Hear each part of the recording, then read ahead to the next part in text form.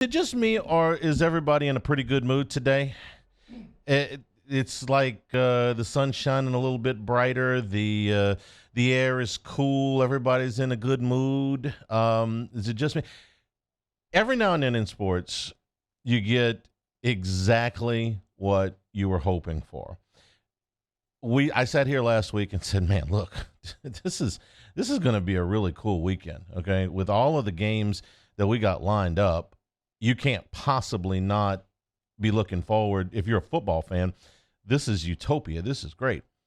But then to have all of the games that came down exactly the way that they did, um, this is the best. Some weekends you come in, it's like, man, my team lost. The game stunk. It's like, why do I do it? This is why you do this. You got the best card in college football of the year for sure, but then you had so many games deliver. Obviously, LSU winning helps, okay, but the other games in the top 10, I mean, in Alabama and Tennessee, could the game have been any more exciting? And if Alabama wins it, yeah, that would have stunk, but Tennessee wins it. The entire state of Tennessee loses their mind, which is great. By the way, the league fined Tennessee today $100,000 for the fans storming the field. And I'm sure Tennessee will pay this with a smile on their face. But if I was the president of the University of Tennessee, I'd call up Greg Sankey and say, hey, what were we supposed to do? Have our public address announcer say, please, everybody stay off the field? Honestly, what were they? It's 100,000 people. They haven't beaten Alabama in 15 years, and they're coming onto the field. What was Tennessee? If Tennessee had been negligent in some way and said, everybody onto the field, those officials were running for their lives. the ones under the goalposts.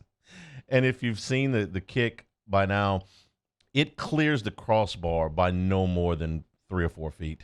I mean, it was really close. When I was watching it live, seeing the kind of knuckleball that it was, I thought maybe a lineman had gotten a hand on it. And I'm like, it's straight, but is it going to get there? It got there, but not by much. So what is Tennessee supposed to do? Are they supposed to say, everybody stay off the field and expect 100,000 people who have been suffering for 15 years? No. If you're the league, you call Tennessee today and you say, you know what? Do what you can. Make your announcement. Have ample security, but we understand that you can't stop 100,000 people from coming onto the field. Beating Alabama is that much fun. So much fun that they picked up the goalposts, hauled them out of the stadium, hauled them down the street, threw them in the Tennessee River. And then Tennessee had the audacity to start a GoFundMe to pay for the goalposts. Look, okay, it's going to cost you a little bit of money. The price of success. But that, it wasn't just that game. I mean, it was TCU and Oklahoma State and Utah and USC. The LSU game was fantastic. The Michigan game wasn't very good. They dominated them, but they were so. Texas and Iowa State was good. Oklahoma and Kansas was good. James Madison lost for the first time. You probably weren't watching that. Stanford beat Notre Dame.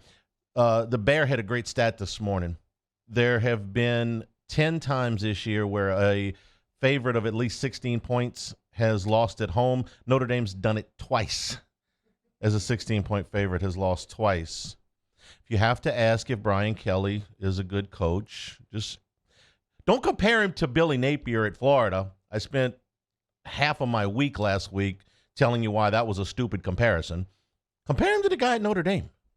You think would Notre Dame be 3-3 if Kelly was still a coach? No. They would be better. I believe, I can't prove it, but I think they would have beat Stanford on Saturday. I think they would have beat Marshall back in September. Coaching matters. If Sean Payton were still coaching the Saints, I think they'd be 4-2 instead of 2-4. Sorry, Dennis Allen. But the guy on the sideline wearing the headsets, it matters. Kentucky and Mississippi State was interesting. There were just so many good games. This was and then on Sunday, Saints and Bengals. It was entertaining. The Saints lost, but it was entertaining. The Chiefs and Bills. If you showed up at halftime, the second half was really good. You had to enjoy that. Even Eagles and Cowboys last night was interesting. So it was a great weekend all the way around. And obviously, for LSU fans, you wake up today and you feel hopeful. At least you should, because it wasn't that LSU won the game; it was how they won it. You may have found something at quarterback now. This is a big deal. I mean, I can say Jaden Daniels had a great game, and maybe it was a little bit flukish. It wasn't flukish. The guy finally is doing what the coaches have been asking him to do all year, which is what the wide receivers have been asking him to do all year. Throw us the ball. Trust us. We're going to make some plays. If you throw an interception, that happens, but let us go make plays. You see Kayshon Boutte the other night? Listen, I have questions at times like, man, is that guy just going to punch out? Is he just, kind of, going through the motions here to get through? No, give the young man credit. He's hung in there. Hadn't been the easiest thing, but he was engaged. You see the body language, like, yeah, throw us the ball, man.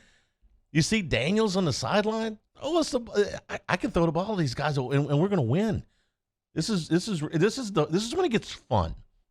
When the players start to get it, it's like the little montage in Hoosiers, at the beginning where they don't really get it, why are we dribbling around folding chairs in practice? This is not any fun. And then when they started, when the best player shows up and he starts to play really well, it's like, oh wait, this is fun now. That's why that's why you can be encouraged as an LSU fan today that if Jaden Daniels, and you saw a few of these throws against Tennessee, a few. It got lost because LSU got routed and the game stunk, but a few. I pointed him out on Monday. Nobody wanted to hear that. I was like, listen, there were a couple of third downs in the first half where he throws the ball into a tight window to Malik Neighbors. They make a first down. Yeah, they lost by 23. Okay, so who cares? But now, 27, but who cares? Well, now you're starting to see, hey, wait, he's starting to build a little bit of confidence. They're starting to, the talent is starting to show out now because they're starting to get it. Even the special teams, okay, which have been an absolute train wreck, after the first two, starting to get it a little bit. How much faith did you have in Ramos to make the 47-yarder when he lined up? Be honest, okay? Guys, weigh in here. Give me a percentage. When Ramos lines up, now they had third and less than 2 to put the game away. 2 plays, because you're going to go for it on fourth down if it's fourth and less than a yard. How much faith? Then you get back-to-back false starts. Mario, how much faith did you have in Ramos to make the kick? Not too much. I mean, honestly, I wouldn't have felt too good about it. Give me a percentage. Maybe like 40-60 that he would make it. 40%. Taylor? I'll actually go 60-70, only because it was dead center. That is the only thing that gave me any confidence. Okay. Yeah, it was properly in the center of the field. I didn't hate the call with the quarterback draw. In fact, that's exactly what I would have called. It's going to keep the ball in the center of the field, probably, for one thing. And then the second thing is that you have you have an outside chance. You're probably not going to pick up the first down, 3rd and 12, but you're not going to turn it over either. You're gonna have a chance for the field goal. I would have put it at no better than 50-50 that he was going to make that, and he drilled it. This is progress, you see. In the opening game 6 weeks ago, seems like a lot longer than that. 7 weeks ago, I guess, against Florida State, they couldn't even make an extra point. They couldn't make a 30-yard field goal that would have won that game. The extra point would have sent it to overtime, give you a chance to win that game. You've gone from that to your kickers drilling 47-yarders to put the game away. You went from Kayshon Boutte being an afterthought to being your leading receiver. You went from no rushing game outside of the quarterback to Josh Williams running for 106 yards. You went from not being able to beat a so-so Florida State team at a neutral site, which is kind of like a pseudo home game for you, to beating the Florida Gators on the road. And this is not the Steve Spurrier Gators. This is not the Urban Meyer Gators, but it's still the Florida Gators. Utah went in there. They didn't win. And Utah just beat USC. See, this is progress, okay? These are the things I like to see. I told you at the beginning of the year, they win 6 games, they win 7 games, they win 8 games. Really, that's not the biggest deal to me. What are you finding? What can you build on? Well, now you can look at it and say, hey, you took a quarterback that was pretty shaky And now, halfway through the season, he looks a lot better. He looks like a leader. He looks like somebody who's letting his natural talents take over. You found a left tackle. You found a right tackle, even though those guys, the offensive line, it wasn't their best game, but it was enough. You find a guy like Harold Perkins. Don't take that guy off the field ever. How about Savion Jones? This is one of the nice stories on Saturday. And we're watching the game, and it's like, hey, 35. Hang on. Wait a minute. That's Jones. Look at him all over the place. If you find another young player like that, hey, it's starting to be fun. Who else might you find in the next 5 weeks? This is going to be a fun rest of the season. They're not going to win them all. Not going to lose them all. But they're finding things. The word I would give you, the buzzword of the day, I think, for me anyway, is trust. It looks like the players are starting to trust the coaches, and the coaches are starting to trust the players. Why didn't they just do that from the beginning of the season? Because trust takes time. It takes some time. If you're building in the right direction. See, I don't know if the Saints are building in the right direction. I don't know that they're finding anything out.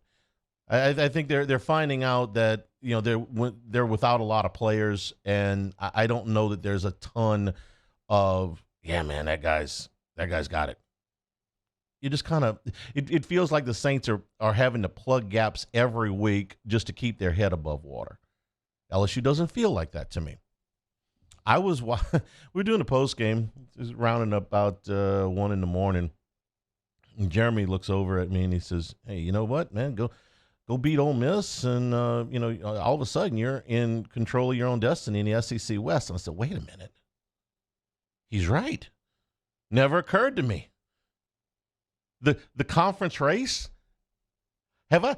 You guys have been sitting with me for the last 7 weeks. Have I mentioned the conference race with LSU one time? No, not really. Why would I? Yeah, I mean, last week you were talking about how it was exactly what we expected, like on pace to be 8-4, 7-5. Yeah, and it probably will still end up like that. We're just a little bit giddy today, all right? But that's progress. That's moving in the right direction. That's feeling like you have the right pieces in place. It's just you're going to have to, keep going in the right direction. But that one felt really good. That one felt fantastic, as a matter of fact, because the things that had derailed LSU before, getting behind, well, they answered this time. Instead of getting in a 7-0 hole and just, pick up the shovel and keep digging and find yourself in a 13, a 17-point hole, a 20-point hole. No, they answered this time. You had a special teams mishap, bummer. Come back, fix it. No more special teams mishaps in the second half. You're doing that, all right? Didn't get Harold Perkins on the field last week. Mistake. Fix it. It's all over the place. Run the football a little bit better. Yes, it's amazing how much better an offensive coordinator is when he's not behind by 3 scores. It's a lot harder to call a game when you're perpetually swimming upstream. I don't know if Mike Denbrock is a great offensive coordinator. I don't know if, long term that this schematic, way to go is what they're doing right now is how it'll end up when they have, some more players in place. But I do know that trying to call plays when you're multiple scores behind is a lot harder. It's tough to have balance. It's tough to be creative. You're constantly, beating your head up against the wall. Didn't have to do that here. You answered every chance. And then when you did get a chance to get the lead, what do I say? Hey, look, man, just go in there. I said in pregame, just don't go throw up on yourself on special teams, and you got a fair fight. You won't be behind from the opening coin toss, which, by the way, did you see LSU got in the second half? I mean, look, some of this stuff ain't hard, no. Heads or tails. I can't describe, 346, X, razor, 2 cut, stop, ghost, whatever. But I can call heads or tails and say, hey, give me the ball second half. How good was that? 6 touchdown drives in a row. It's pretty good. And by the way, I like Tom Petty. I'm a big Tom Petty fan. Okay. By the way, when I started listening to Tom Petty, I had no idea it was from Gainesville. That's cool. That's one of the new traditions. It's very hard to make new traditions. Usually, people think that they're it's kind of hokey. The Tom Petty thing is cool. See, I can sing along with Tom Petty and still root for LSU against Florida. That's a really cool thing. I like the thing they do at Iowa, where they wave to the patients at the hospital at the end of the first quarter, whatever it is. That's really cool. The Tom Petty thing was cool. The whole day was great. The whole day yesterday was, except for the Saints losing, but it was fun. You tell them in a good mood. Be in a good mood with me. Say it with me, guys. Come on, jeez. This is a good time. This is a good time, and this is going to be a fun week because you got a really big game coming up. Really big game in Tiger Stadium against Ole Miss, and I think LSU's in a fantastic spot. I'm as optimistic as I have been in quite some time. So, come along for the ride.